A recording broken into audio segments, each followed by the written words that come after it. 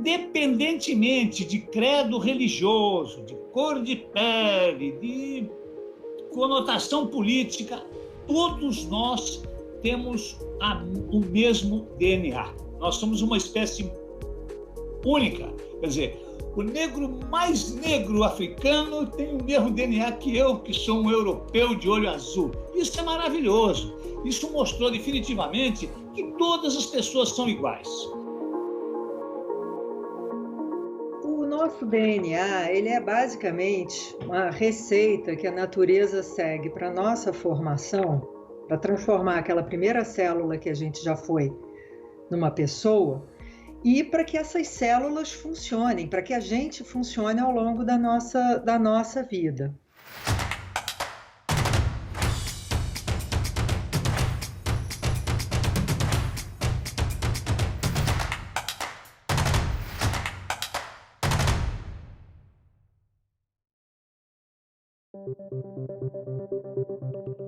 O mapa genético do homem, ele já foi desvendado há algum tempo, né? O primeiro rascunho do genoma humano, ele foi publicado há 20 anos atrás, um pouco mais, né? Foi no ano 2000.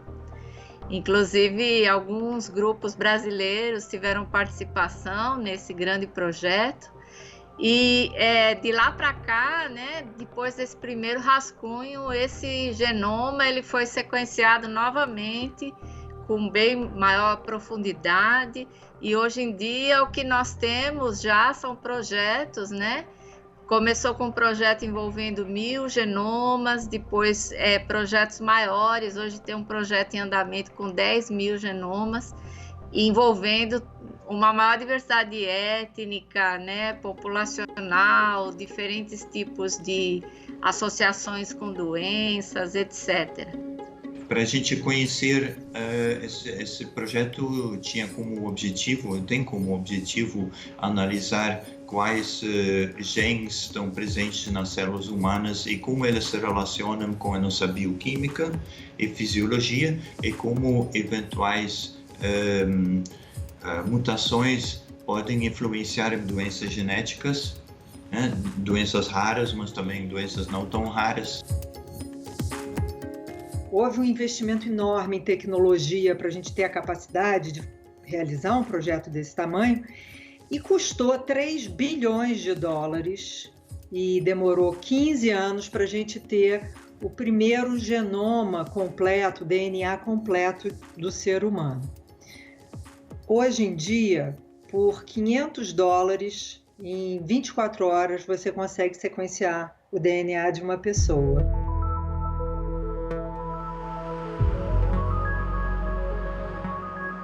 O genoma humano também tinha como objetivo a gente conhecer melhor a nós mesmos, né? Qual é a diferença entre um ser humano e outro ser humano, né? Como as diferentes etnias e grupos populacionais no mundo diferem, quais são marcadores que são específicos para grupos populacionais.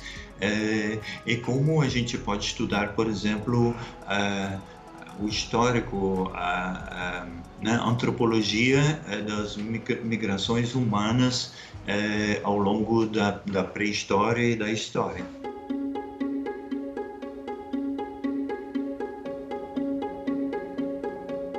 O projeto DNA do Brasil, ele surge da gente observar que no mundo inteiro, cada país está sequenciando milhares, se não centenas de milhares de indivíduos da sua população, para conhecer a genética da sua população e, assim, conseguir fazer essa saúde de precisão para a sua população, né?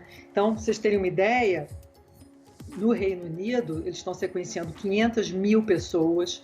Nos Estados Unidos, na China e na Coreia, 1 milhão de pessoas estão sendo sequenciadas. E isso gera um banco de dados de genomas e dados da saúde dessas pessoas, que ele é muito poderoso para você cruzar esses dados e fazer essas descobertas de que genes são responsáveis por quais características e as doenças comuns. O Brasil não é, sei lá, o único país com tanta mistura, né? Mas mistura genética, mas isso obviamente dificulta um pouco a nossa compreensão de doenças genéticas na sociedade, né?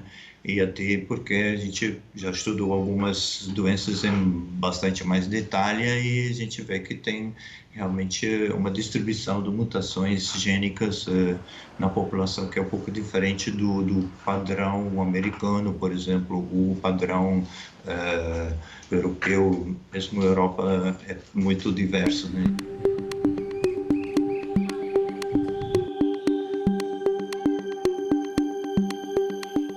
E aí, em 2017, começaram a sair artigos mostrando que 80% dos estudos de genética humana, de genomas humanos feitos no mundo, são feitos com pessoas brancas, populações de ancestralidade europeia. E pior, as descobertas genéticas feitas, por exemplo, de genes relacionados a riscos de diferentes doenças que foram descobertos nessas populações, isso não se aplica tão bem para populações que têm uma outra ancestralidade, né?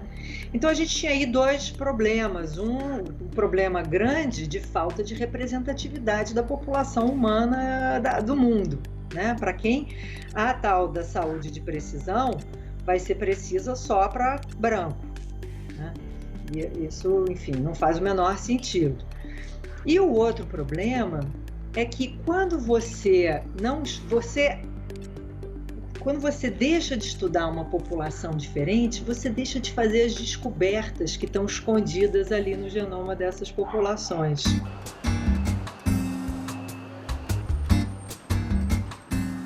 O Brasil ele tem essa miscigenação, né? Nós temos os nossos próprios ameríndios, né? Os nativos que estavam aqui. E dependendo da região do Brasil, a miscigenação é diferente, tanto que a gente vê respostas diferentes a doenças, prevalência de tipos diferentes de doença. Então, a gente colocou esse projeto de pé para caracterizar o DNA do brasileiro, e a gente deu esse nome, né, DNA do Brasil. Então, o projeto visa criar um grande banco de dados de DNAs, de genomas completos. A gente começou com o objetivo de 15 mil brasileiros, mas tem que ser 15 mil brasileiros, primeiro, de diferentes regiões do Brasil, né? Não adianta eu ficar aqui sequenciando só paulista, ou enfim, a gente quer uma representatividade, eu quero conhecer, de fato, o DNA do Brasil inteiro.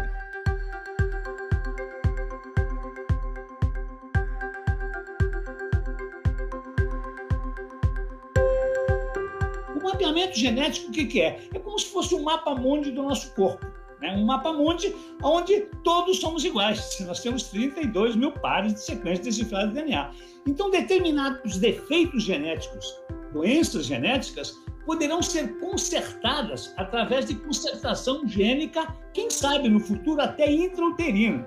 Já começa, um bebê com 2, 3 meses no útero da mamãe vai poder ter a sua deficiência constatada precocemente, através de diagnóstico de implantação, diagnóstico precoce, né? E isso aí ser trabalhado. O grande impacto, então, da genética é a gente, ao entender melhor como funciona o ser humano, a gente poder desenvolver uma medicina mais precisa.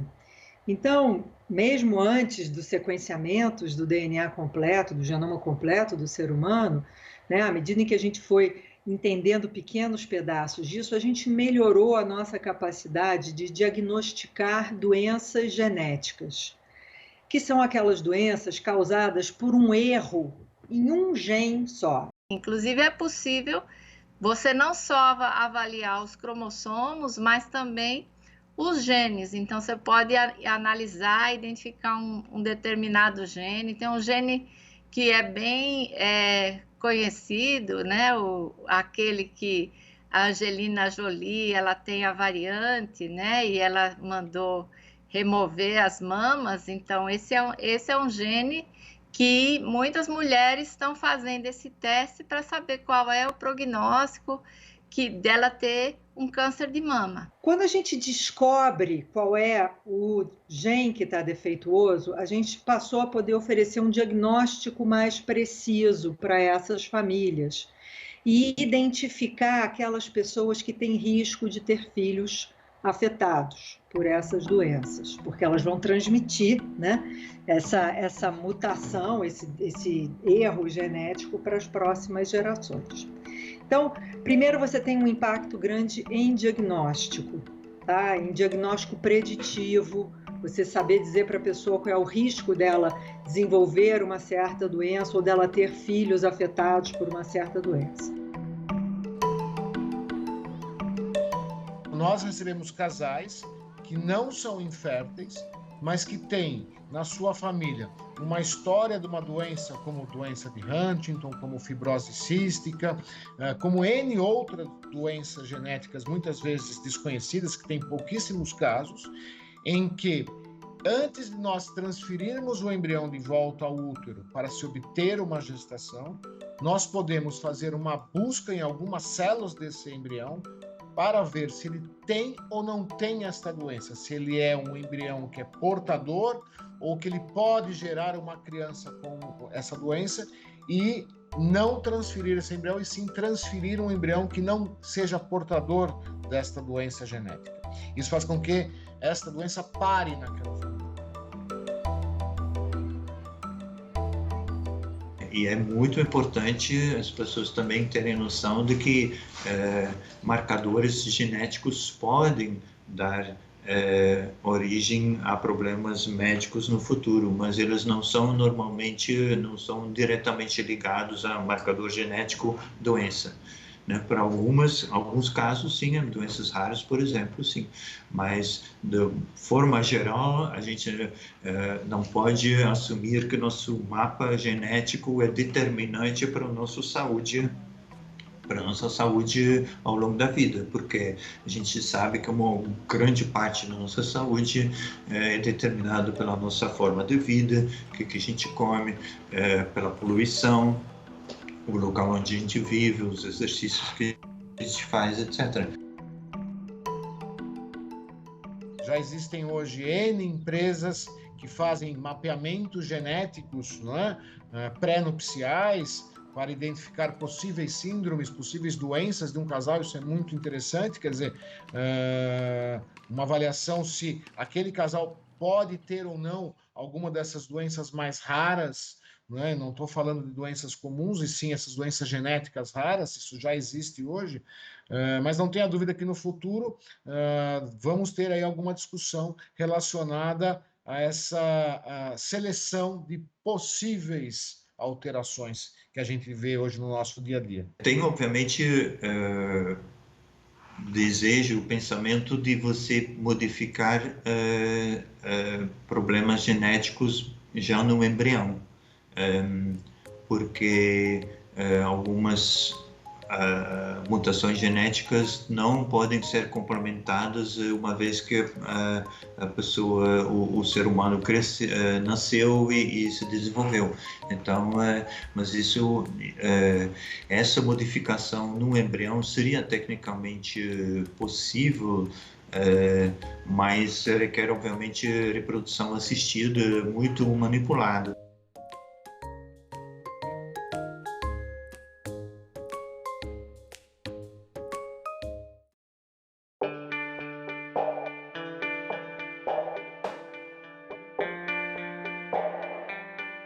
A Lei 13.709, ela é bem tranquila em relação a esse aspecto, né? A pessoa tem direito à proteção daquelas informações genéticas, sobretudo as informações constantes de dados genéticos, até porque a lei vem trazer a obrigatoriedade daquelas entidades públicas ou privadas que detêm essas informações de terem cautela na gestão dessa informação genética da pessoa. Eu estou falando para você das maravilhas, olha que legal, você vai fazer um teste, eu vou dizer para você, olha, você tem a predisposição disso, daquilo, não sei o quê, e isso é muito bom, para você poder manejar a sua saúde com mais conhecimento, tá? Por outro lado, será que o seu empregador vai ter direito a saber dessas suas predisposições genéticas? Ou a sua seguradora de saúde, seguradora de vida? E aí, ao saber disso, ela vai aumentar o preço da sua apólice, né? Então, você tem uma série de questões aí muito delicadas, né? Será que uma escola, daqui a alguns anos, antes de aceitar um aluno, ele, além de ter que fazer uma prova, ele vai ter que fazer uma análise genética para ver se ele tem alguma predisposição a ser disperso ou a ser violento? Essa informação ela não pode ser divulgada. Por quê? Imagine se eu vou contratar essa pessoa para trabalhar na minha empresa, digamos que eu fosse empresário, ou se eu vou me casar com essa pessoa. Então, esses dados eles têm que ser mantidos em sigilo, mas cada país trata desses dados com um nível, né, de cuidado próprio. No caso do Brasil, a legislação é bem rigorosa, né? Está entre as mais rigorosas no sentido de manter o sigilo dessa informação das pessoas.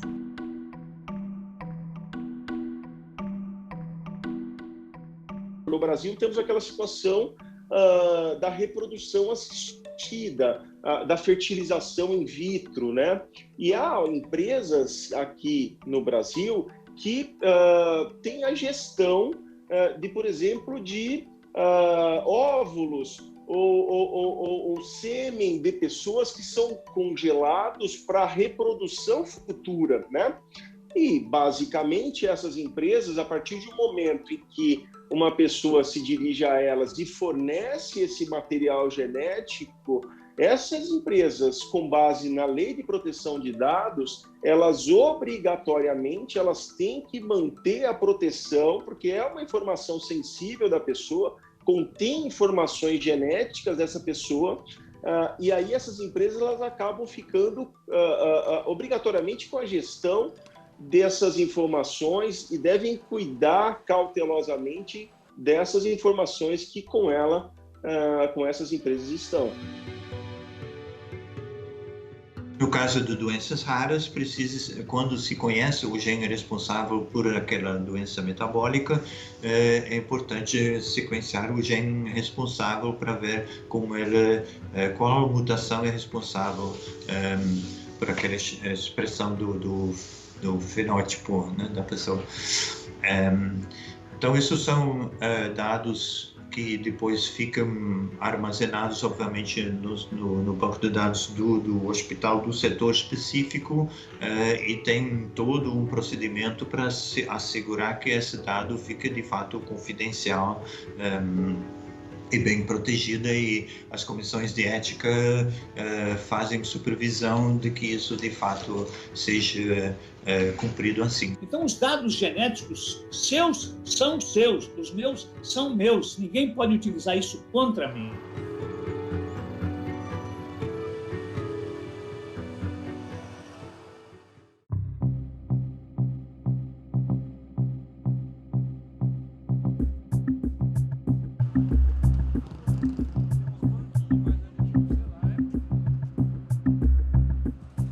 A gente tem aqui no Brasil, mais recentemente, a Lei 13.709 de 2018, trazendo ali a proteção de dados da pessoa, né?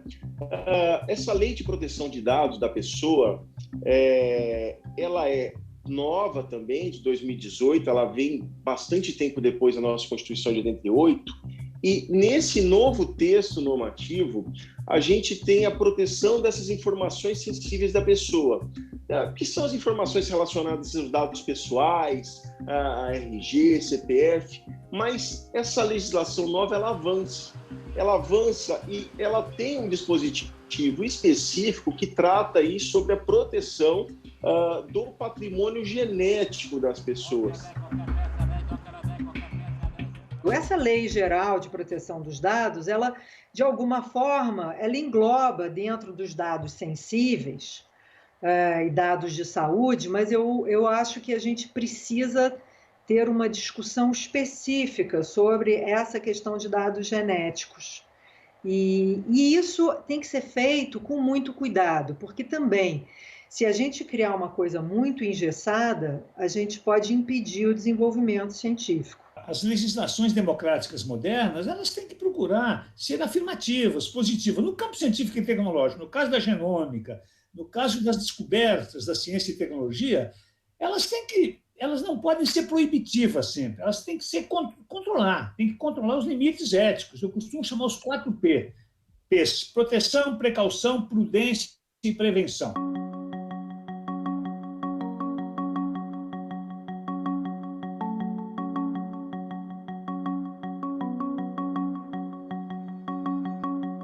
A gente sempre tenta explicar que o Banco Nacional de Perfis Genéticos, a rede integrada de bancos de perfis genéticos, e a genética forense em si, como ciência forense, ela tenta trazer a verdade, né, dos fatos através da ciência, assim como todas as ciências forenses, mas em particular a genética forense tem avançado muito nos últimos anos nesse sentido. E a gente vê, por exemplo, hoje no Brasil, se identificar, se utilizar de dados genéticos constantes de bancos de dados para, por exemplo, elucidação de crimes, né? Por exemplo, crimes de estupro, por exemplo, em que se tem o material genético do agressor, né? Isso também, por meio de consulta de dados, é possível se descortinar a autoria de alguns crimes. O Banco Nacional de Perfis Genéticos, ele foi criado formalmente em 2013, através do Decreto 7.950, que também criou a Rede Integrada de Bancos de Perfis Genéticos.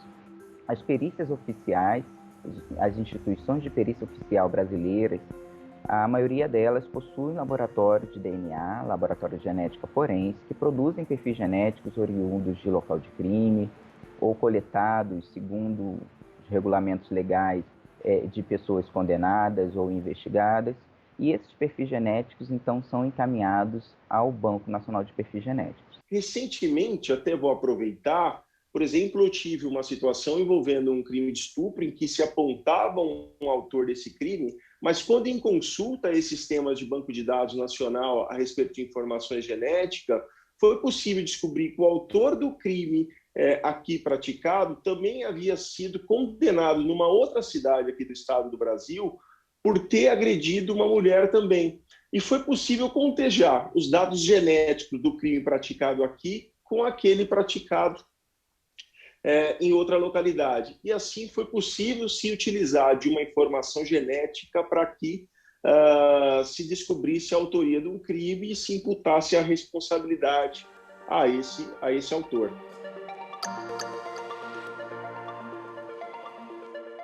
Ela é, de fato, uma ferramenta de promoção da justiça, uma ferramenta de segurança pública.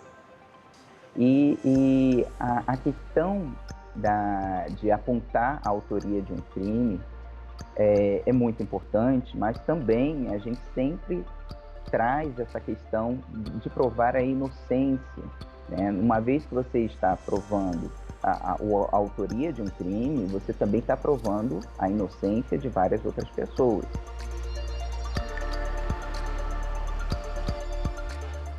No Brasil, há uma questão de tutela da proteção constitucional da intimidade,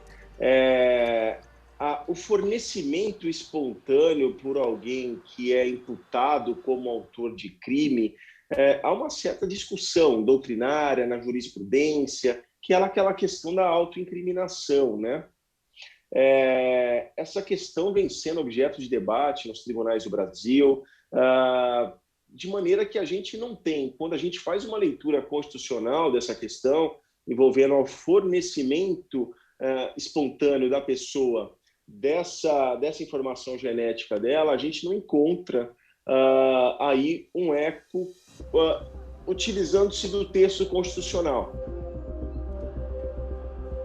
A primeira lei publicada que falava sobre bancos de perfis genéticos foi a Lei 12.654 de 2012, E essa lei, na verdade, foi uma lei que alterou 2 outras leis que já existiam no país, tá?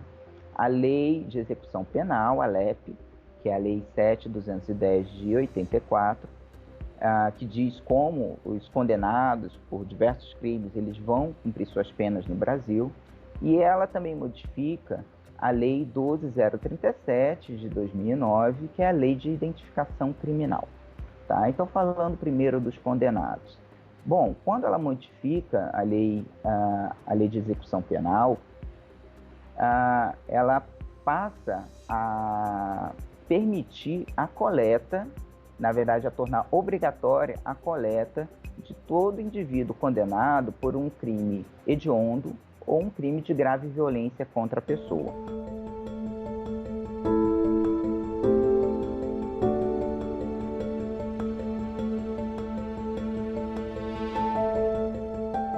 Essa questão de utilização de material genético para a busca de pessoas desaparecidas, ela também é uma informação importante e tem sido utilizado também há um certo tempo para descobrir paradeiro de vítimas, para descobrir a identidade verdadeira de vítimas. Por exemplo, a gente tem algumas situações em que crianças, né, desaparecem por muito tempo e é claro, a gente sabe que as mudanças sobretudo de compleição física das pessoas com a evolução, com o crescimento, vão mudando.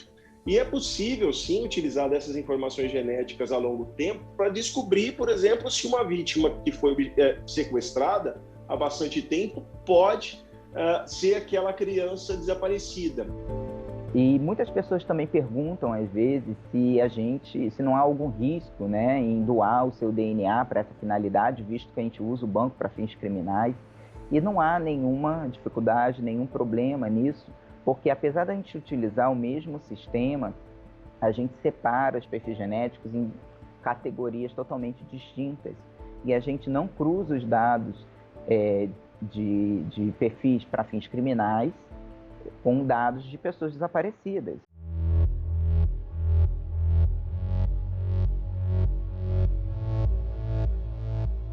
O grande desafio dos cientistas é, no laboratório, desenvolver técnicas robustas para eu ter certeza que todos aqueles neurônios que eu produzi não tem nenhuma célula indecisa ali que vá formar um tumor no meu paciente com Parkinson, por exemplo.